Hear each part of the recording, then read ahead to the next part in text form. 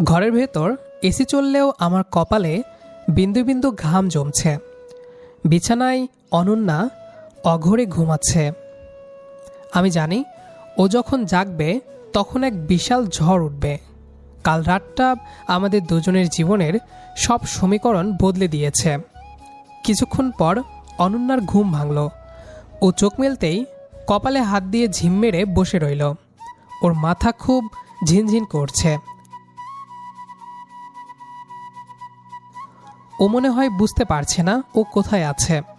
হঠাৎ ও খেয়াল করল ওর শরীরে কোনো কাপড় নেই, শুধু একটা পাতলা চাদর গায়ে জড়িয়ে ও শুয়ে আছে। পাশে তাকিয়ে আমাকে খালি গায়ে শুয়ে থাকতে দেখে ওর চোখ ছানা বড়া হয়ে গেল। ও ভয়ে থরথর করে কাঁপছে আর অবিশ্বাস্য দৃষ্টিতে আমার দিকে তাকাচ্ছে। কি করেছিস তুই আমার সাথে? কথা বলছিস না কেন? বল, কি করছিস তুই আমার অজ্ঞান হয়ে যাওয়ার সুযোগ নিয়ে? কেন আমি এই অবস্থায়? আমি খুব শান্ত গলায় ওর দিকে তাকালাম এবং বললাম, যেটা আমার করা উচিত ছিল আমি সেটাই করেছি, এর বেশি কিছু নয়। অনন্যাকে এই অবস্থায় দেখে আমার একটু খারাপ লাগলেও এখন দমে গেলে চলবে না। যেটা তোর করা উচিত ছিল মানে? তো কি করা উচিত ছিল আমার সাথে? কথা বলছিস না কিসের জন্য? দেখ নীরব, একদম বাড়াবাড়ি করিস না। আমি কিন্তু এখন মোটেও মজা করার অবস্থাতে নেই, তাই ফাইজলামো বাদ দিয়ে কি হয়েছে সেটা বল। অনন্যার এমন ভয় পাওয়া দেখে আমার মনে মনে একটু হাসি পেল। আসলে ও যা ভাবছে ব্যাপারটি ঠিক তেমন নয়, কিন্তু আপাতত ওকে একটু ভয় পাইয়ে রাখাটাই আমার উদ্দেশ্য। আমি মুখ গম্ভীর করে ওকে বললাম, দেখো অনন্যা, এখন আর ভয় পেয়ে লাভ নেই। যা হওয়ার তা তো হয়ে গেছে। তুই অজ্ঞান ছিলি, আর সেই সুযোগে আমি আমাদের সম্পর্কের একটা নাম দিয়ে দিয়েছি। এখন তুই চাইলে আমাকে মারতে পারিস, কিন্তু তাতে সত্যি বদলে যাবে না। ও আমার কথা শুনে নিজের গায়ের চাদরটা আরও শক্ত করে জড়িয়ে ধরল। ওর চোখে টলমল করছে জল। ও কাপা গলায় আমাকে বলতে লাগলো, তুই এটা করতে পারলি নীরব? আমরা তো বেস্ট ফ্রেন্ড ছিলাম। আমি তোকে সব থেকে বেশি বিশ্বাস করতাম। এখন আমি সবার সামনে মুখ দেখাবো কি করে? বাবা মা যদি জানতে পারে তারা তো মরেই যাবে। তুই কেন আমার সাথে এমন করলি? ওর পাগলামি আর কান্না দেখে আমি মনে মনে ভাবলাম, এই মেয়েটা সারা জীবন বোকায় রয়ে গেল। ও বুঝতে পারছে না যে কাল রাতে কি বিশাল একটা ঘটনা ঘটে গেছে। আমি ওর দিকে তাকিয়ে বললাম, দেখ অনন্যা, এখন আর কান্নাকাটি করে লাভ নেই। এখন আমাদের সামনের কথা ভাবতে হবে। চাচা আর বাবা অলরেডি সব জেনে গেছেন। তারা নিচে আমাদের জন্য অপেক্ষা করছেন।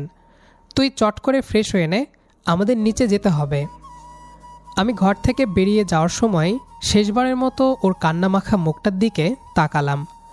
আমার বুকের ভেতরটাও কেমন যেন করে উঠছে। কিন্তু আমাদের দুজনের ভবিষ্যতের জন্য এই কাজটা আমাকে করতেই হতো। এখন নিচে আমাদের জন্য অনেক বড় পরীক্ষা অপেক্ষা করছে। বাবা আর চাচাকে কিভাবে সামলাবো সেই চিন্তায় এখন আমার মাথায় ঘুরছে। ড্রয়িং রুমের গুমোট পরিবেশে আমি সোফায় মাথা নিচু করে বসে আছি। আমার সামনে আমার বাবা, অনন্যার বাবা আর অনন্যার চাচা তিনজনেই মূর্তির মতো বসে আছেন। কারোর মুখে কোনো কথা নেই। কাল রাতের সেই ঝড়ের পর আজকের সকালটা যে এমন বিষাক্ত হবে তা আমি জানতাম। কিছুক্ষণ পর সিঁড়ি দিয়ে নামার শব্দ হলো। তাকে দেখি অনন্যা নামছে। ওর আলুথালু বেশ, চোখ দুটো কান্নায় জবা ফুলের মতো লাল হয়ে আছে। ও নিচে নেমেই ওর বাবার পা জড়িয়ে ধরে ডুকরে কেঁদে উঠল। বাবা, তুমি এই অন্যায়টা কিভাবে হতে দিলে? নীরব আমার বেস্ট ফ্রেন্ড ছিল, কিন্তু ও কাল রাতে পশুর মতো আচরণ করেছে। আমি বারবার না করা সত্ত্বেও ও কাজী ডেকে আমাকে জোর করে বিয়ে করেছে। তোমরা কেন ওকে থামালে না বাবা? ও আমার বিশ্বাসটা ছিঁড়ে টুকরো টুকরো করে দিয়েছে। মারে, কালকের পরিস্থিতি যদি তুই দেখতি তাহলে নীরবকে দোষ দিতি না। এলাকার লোকজন যেভাবে তোকে নোংরা ভাষায় আক্রমণ, আমাদের সবার গায়ে হাত তোলার সাহস দেখিয়েছিল, তখন নীরব ছাড়া আর কেউ তাকে বাঁচাতে এগিয়ে আসেনি। ও যদি তখন তোকে নিজের স্ত্রী হিসেবে পরিচয় না দিত, তবে ওরা তোকে আমাদের কাছ থেকে কেড়ে নিত। ঠিকই বলছিস অনন্যা, আমরা বড়রা তখন পরিস্থিতির চাপে অসহায় ছিলাম। নীরব যদি জোর করে বিয়েটা না করতো তবে আজ তোকে এই সমাজে মুখ দেখানোর সুযোগ দিত না কেউ।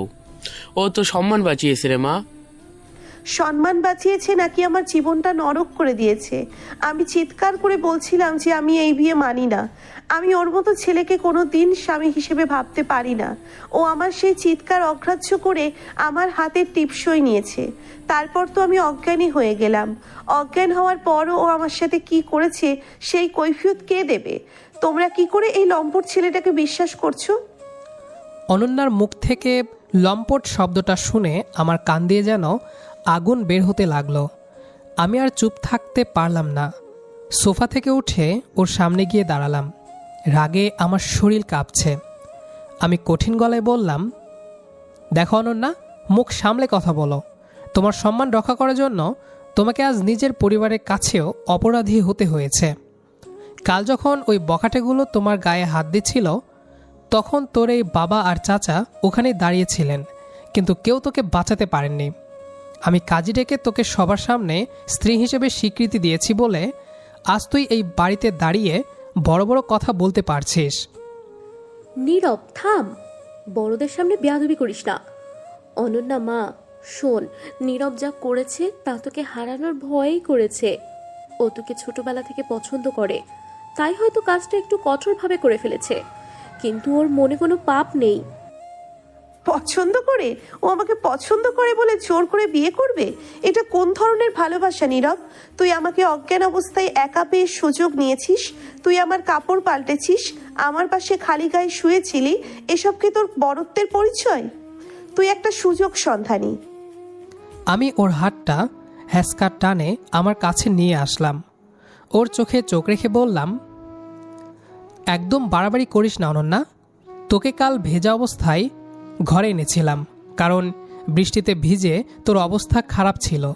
তোর কাপড় আমি পাল্টাইনি, আমার মা আর কাজের মেয়ে পাল্টে দিয়েছে। আর আমি তোর পাশে শুয়েছিলাম কারণ তোর জ্বর আসছিল, আর তুই ঘুমের ঘরে আমাকে জড়িয়ে ধরেছিলি। আমি চাইলে অনেক কিছুই করতে পারতাম, কিন্তু আমি তোকে আমার স্ত্রী হিসেবে সম্মান করেছি বলেই তোকে স্পর্শ করিনি। তুই যা ভাবছিস তা যদি সত্যি হতো তবে আজ তুই এভাবে দাঁড়িয়ে কথা বলতে পারতি না। নীরব ঠিকই বলেছে মা, আমরা সব জানি। নীরবের মাই তোকে পরিষ্কার করিয়ে শুয়ে দিয়ে গেছেন। তুই কেন বৃদ্ধা নীরবকে অপমান করছিস? ও তোর বন্ধু হিসেবে তোর পাশে থেকেছে। আমি কোনো কথা শুনতে চাই না। আমি এই বিয়ে মানি না। তোমরা কালই আমাকে ডিভোর্স দাও। আমি ওর মুখও দেখতে চাই না। নীরব, তুই আমাকে জোর করে সই নিয়েছিস, এই পাপের বিচার হবে। আমি ওর থুতনি চেপে ধরলাম, সবার সামনেই বললাম, ডিভোর্স তো দূরের কথা, এখন থেকে তুই আমার ঘরের বউ হয়ে থাকবি। আমার বাবা আর তোর বাবা যখন সই করে সাক্ষী হয়েছেন তখন এই বিয়ে ভাঙার ক্ষমতা কারণ নেই। তুই যত কান্নাকাটি করিস আর যত গালাগালি দিস, এখন থেকে তুই শুধুই আমার। আজই তোকে আমি আমার বাড়িতে নিয়ে যাব, দেখি কার কত সাহস তোকে আমার কাছ থেকে নিয়ে যাই। অনন্যা স্তব্ধ হয়ে গেল। ও বুঝতে পারল আমি এবার আর বেস্ট ফ্রেন্ড নেই, আমি এখন এক একগুঁয়ে স্বামী। ওর বাবা আর চাচা মুখ নিচু করে রইলেন, কারণ তারা জানেন নীরব ছাড়া অনন্যাকে সুরক্ষা দেওয়ার ক্ষমতা এই পৃথিবীতে কারণ নেই। আমি মনে মনে বললাম, অনন্যা, তুই আমাকে ঘৃণা করিস আর যাই করিস, তোকে আমি আমার করেই রাখবো।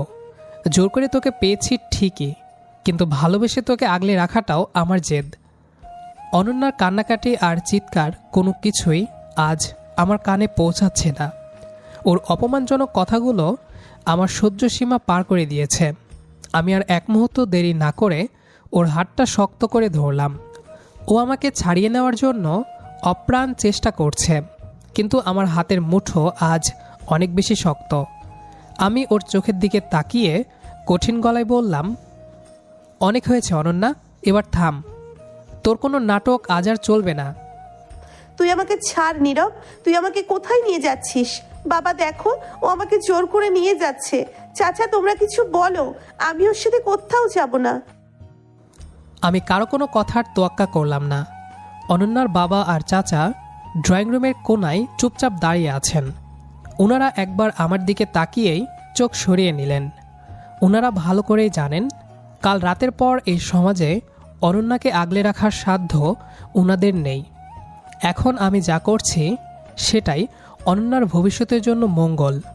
আমার বাবাও একপাশে গম্ভীর হয়ে দাঁড়িয়ে আছেন। তিনি ইশারায় আমাকে চলে যেতে বললেন। আমি অনন্যাকে টেনে হিঁচড়ে গাড়ির দিকে নিয়ে যেতে লাগলাম। বাবা, তোমরা কি মরে গেছো? একটা ছেলে তোমাদের চোখের সামনে দিয়ে তোমাদের মেয়েকে এভাবে নিয়ে যাচ্ছে আর তোমরা পুতুলের মতো দাঁড়িয়ে আছো। নীরব, তুই আমাকে মারলেও আমি তোর বাড়িতে যাব না। আমি তোকে ঘৃণা করি। আমি দাঁতে দাঁত চেপে বললাম, ঘৃণা করিস তো কর, কিন্তু থাকবি আমার ঘরেই।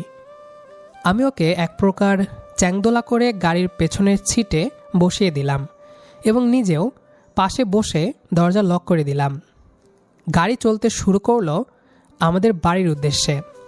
অনন্যা জানালার কাচ পিটিয়ে চিৎকার করছে, কিন্তু আমি হেলমেট পরা পাথরের মতো বসে রইলাম। আমার বুকটা ফেটে যাচ্ছে এটা ভেবে যে মেয়েটাকে আমি ফুলের মতো ভালোবাসতাম আজ তাকে এভাবে বাধ্য করতে হচ্ছে। কিছুক্ষণ পর আমরা বাড়িতে পৌঁছালাম। গাড়ি থেকে নামিয়ে ওকে জোর করে আমার ঘরের ভেতর নিয়ে আসলাম। আমার মা দরজায় দাঁড়িয়েছিলেন। ওনার চোখে মুখে দুশ্চিন্তা, কিন্তু মাও কোনো বাধা দিলেন না।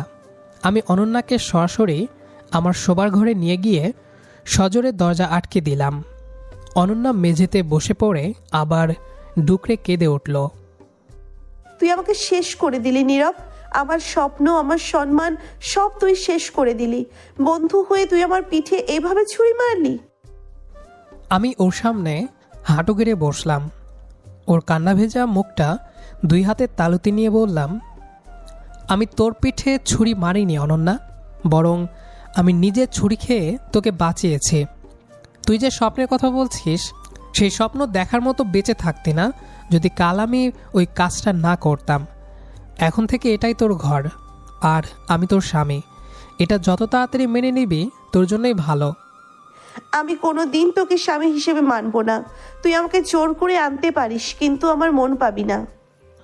আমি ওর কথা শুনে তাচ্ছিল্যের হাসি হাসলাম। তারপর ওর কানের কাছে গিয়ে ফিসফিস করে বললাম, মন পাওয়ার জন্য আমি বিয়েটা করিনি অনন্যা, তোকে আগলে রাখার জন্য করেছি। আর মন, ওটা তো আমি অনেক আগেই পেয়ে গেছি, শুধু তুই সেটা বুঝতে পারিসনি। এখন চুপচাপ এখানে বসে থাক, বাইরে যাওয়ার চেষ্টা করবি না একদম। আমি ঘর থেকে বেরিয়ে এসে বাইরে থেকে দরজা লক করে দিলাম। আমার দুশ্চিন্তা হচ্ছে ওকে একা রেখে, কিন্তু ওকে ঠান্ডা করার জন্য এর চেয়ে ভালো কোনো উপায় আমার জানা নেই। আমি জানি ওর বাবা আর চাচা মনে মনে আমাকেই সমর্থন করেছেন, কারণ ওনারা নিজের মেয়ের নিরাপত্তা আমার হাতেই সবচেয়ে বেশি নিরাপদ মনে করেন। এখন শুধু সময়ের অপেক্ষা। দেখা যাক এই জেদি মেয়েটা কবে নিজের ভুল বুঝতে পারে। আমাদের জোর করে বিয়ের কয়েকদিন পার হয়ে গেল। অনন্যা সারাদিন মুখ ভার করে থাকে, ঠিকমতো খাওয়া দাওয়া করে না। আমি অফিস থেকে ফিরে ওকে যতবারই স্বাভাবিক করার চেষ্টা করি ও ততবারই জেদ দেখায়। আমি চেয়েছিলাম ও নিজে থেকে আমাকে মেনে নিক, কিন্তু ওর অবাধ্যতা যেন দিন দিন বেড়েই চলেছে। আজ রাতে অফিস থেকে ফিরে দেখি ও খাবার টেবিল ছেড়ে উঠে যাচ্ছে। এই অনন্যা, খাবারটা শেষ করে যা।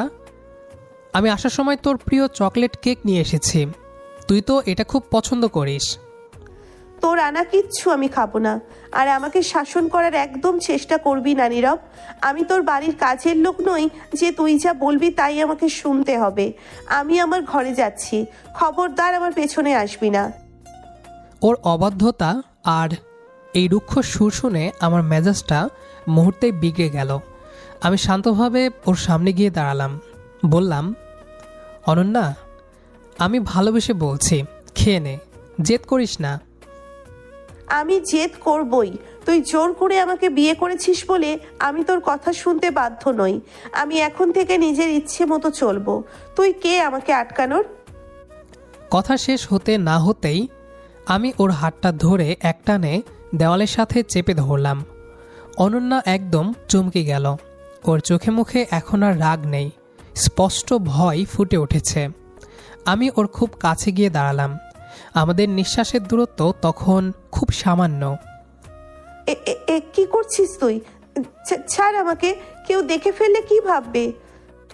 কেউ দেখলে ভাববে স্বামী তার রাগী বউকে আদর করছে। তুই বারবার আমার কথা অমান্য করছিস অনন্যা। আমি কিন্তু সোজা আঙ্গুলে ঘি তুলতে জানি, আবার আঙ্গুল বাঁকা করতেও জানি। তুই যদি ভালো কথা না শুনিস তবে আমাকে অন্য পথ বেছে নিতে হবে।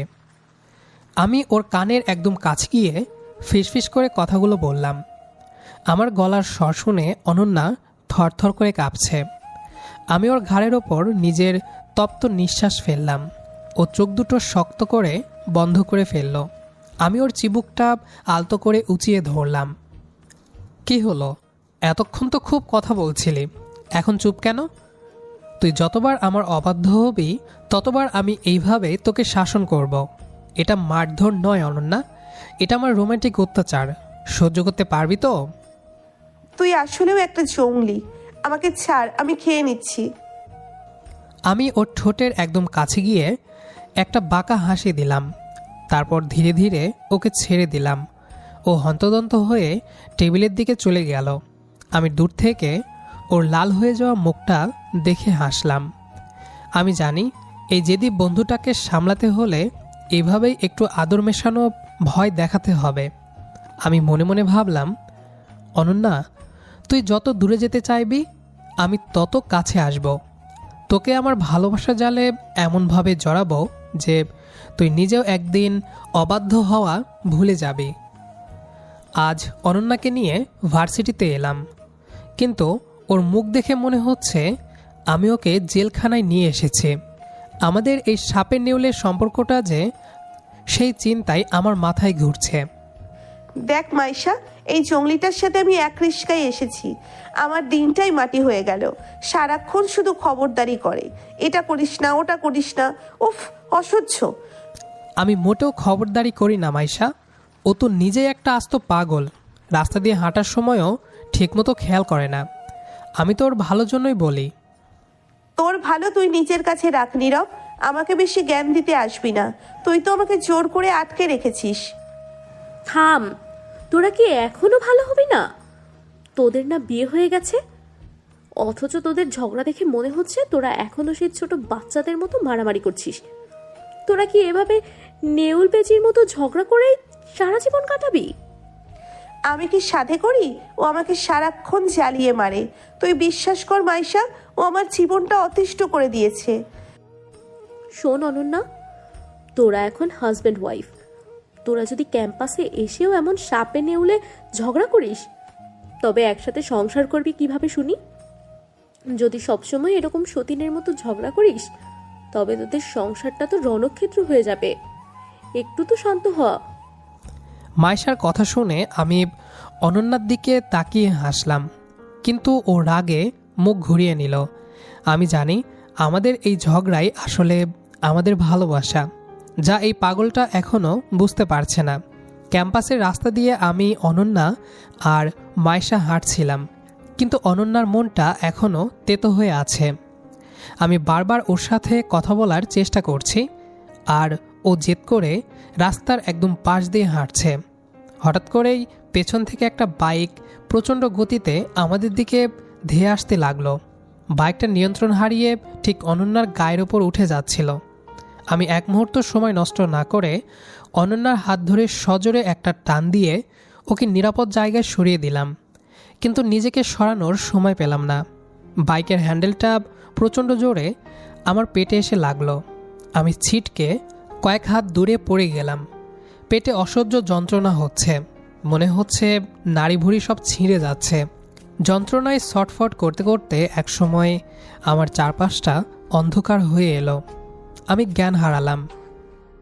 নীরব, নীরব, ওরে নীরব, তুই চোখ খোল। মাইশা দেখ ও কেমন করছে। ওর কোনো জ্ঞান নেই। আমি এখন কি করব? কেউ সাহায্য করো। অনন্যা, শান্ত হ। আগে একটা রিক্সা বা গাড়ি ডাকতে হবে। তুই ওকে ধর, আমি লোকজনকে ডাকছি। তুই কেন আমাকে বাঁচাতে গেলি রে জঙ্গলি? আমি তো তোকে কত পচা কথা বলেছি, তুই কেন আমাকে ফেলে দিলি না? নীরব, প্লিজ চোখ খোল, আমি আর তোর কোনো অবাধ্য হব না। তুই আমার সাথে বাড়াবাড়ি করিস, যা খুশি করিস, কিন্তু প্লিজ এভাবে মরে যাস না। আমার যে তুই ছাড়া আর কেউ নেই রে। আমার তখন কিছুই মনে ছিল না, শুধু মনে হচ্ছিল অনন্যা আমার নাম ধরে চিৎকার করে কাঁদছে। ওর সেই বুক ফাটা আর্তনাদ চারপাশের বাতাস ভারী করে তুলল। যে মেয়েটা একটু আগে আমাকে ঘৃণা করছিল, সে আজ আমাকে হারানোর ভয়ে একদম পাগল হয়ে গেছে। হসপিটালের কেবিনে ওষুধের কড়া গন্ধের মাঝে যখন আমার জ্ঞান ফিরল, পেটে তখনও চিনচিনে ব্যথা।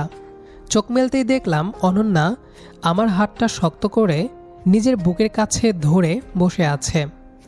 ওর চোখগুলো ফোলা, অনবরত পানি পড়ছে। আমাকে চোখ মেলতে দেখে ও যেন এক মুহূর্তের জন্য পাথর হয়ে গেল, তারপর ঝরঝর করে কেঁদে ফেলল। আমি দুর্বল হাতে ওর চোখের পানি মুছে দিয়ে একটু হাসলাম। তুই কাঁদছিস কেন রে পাগলি? আমি তো মরে গেলে তোরই ভালো হতো। এই জঙ্গলিটার হাত থেকে চিরতরে মুক্তি পেয়ে যেতি, কোনোদিন আর বাড়াবাড়ি করতাম না। একদম বাজে কথা বলবি না। তোকে মারবো, কাটবো, সব করব আমি, কিন্তু তারপরও তুই আমার হয়েই থাকবি সব সময়। কখনোই আমার থেকে দূরে যাওয়ার কথা ভাববি না। আর এভাবে আমাকে ছেড়ে পালিয়ে যাওয়ার কথা ভাবলে আমার থেকে খারাপ কিন্তু আর কেউ হবে না, বলে দিলাম। আমি সারা রাত আল্লাহর কাছে শুধু তোকেই চেয়েছি। আমি ওর পাগলামি দেখে হাসলাম আর দীর্ঘ শ্বাস ফেলে বললাম, তুই আসলে একটা পাগলি। আমার মনের কথা কি তুই কোনোদিন বুঝবি না? কেন তোকে জোর করে বিয়ে করেছি তা কি এখনো বুঝতে পারিস না? আমি বুঝবো কি বুঝবো না জানি না, তবে তোকে আমি কখনোই ছাড়বো না। তোকে আমার চাই নীরব। ছোটবেলা থেকে যেভাবে আমার পাশে ছায়া হয়েছিলি, এভাবেই সারা জীবন আমার পাশে তোকে ছায়া হিসেবে চাই। আমি তোকে অনেক ভালোবাসি রে, কিন্তু জেদের বশে বলতে পারিনি। তোকে হারানো মানে আমি নিজেকে হারানো। ওর মুখে প্রথমবার ভালোবাসার কথা শুনে আমার সব যন্ত্রণা মুহূর্তেই উবে গেল। আমি ওর হাতটা নিজের বুকের উপর রাখলাম। আমাদের দুজনের মাঝের সব দূরত্ব যেন এক নিমিষে মুছে গেল। ঠিক তখনই দরজার কাছ থেকে একটা জোরে কাশি শব্দ শোনা গেল। তাকে দেখি মাইশা দাঁড়িয়ে মিটিমিটি হাসছে। ওরে বাবা, আমি কি অসময়ে চলে আসলাম নাকি? তোদের এই রোম্যান্স দেখে তো মনে হচ্ছে হসপিটাল না, এটা তোদের সিনেমার শুটিং সেট। আমরা দুজনেই একটু লজ্জা পেলাম। মাইশা হাসতে হাসতে এগিয়ে এসে আমাদের দুজনের দিকে তাকালো। তোরা দুজন দুজনকে এতই যখন ভালোবাসিস, তাহলে সারাদিন কেন এমন করেই লড়াই করিস বলতো? তোদের ঝগড়া দেখলে তো বাইরের লোক ভয় পেয়ে যাবে। তোরা কি কোনোদিন ভালো হবি না? লড়াই কি আমি করি? ওই তো সারাক্ষণ আমার সাথে ঝগড়া করে আর আমাকে জ্বালিয়ে মারে। ও একটা জঙ্গলি। দেখলি মাইশা, উল্টো আমাকেই দোষ দিচ্ছে। ঝগড়া তো তুই শুরু করিস, আমি তো শুধু উত্তর দিই। তুই একটা আস্ত ঝগড়ুটে বউ। তোরা আর ভালো হবি না। বিয়ের আগে যেমন ছিলি, বিয়ের পরেও দেখি সেই সাপের নেউলেই রয়ে গেলি। তোদের এই ঝগড়া আর ভালোবাসার রহস্য উদ্ধার করা কারোর সাধ্য নেই। মাইশার কথা শুনে আমরা সবাই একসাথে হেসে উঠলাম। আমি অনন্যার দিকে তাকিয়ে মনে মনে বললাম, তুই এভাবেই আমার সাথে সারা জীবন ঝগড়া করিস অনন্যা। শুধু কোনো দিন আমার হাতটা ছেড়ে যাস না। আমাদের এই খুনসুটি আর পাগলাটে ভালোবাসাই আমাদের সংসারটাকে পূর্ণতা দিক। তো যাই হোক, আমরা আজকের গল্পটির শেষ প্রান্তে চলে এসেছি। গল্পটি আপনাদের কাছে কেমন লেগেছে সেটি অবশ্যই কমেন্ট করে জানাবেন। দেখা হচ্ছে আবারও নতুন কোনো গল্প নিয়ে। সেই পর্যন্ত আমাদের সাথেই থাকুন। আর যারা আমাদের গল্পটি শেষ পর্যন্ত শুনেছেন তাদের সবাইকে অসংখ্য ধন্যবাদ।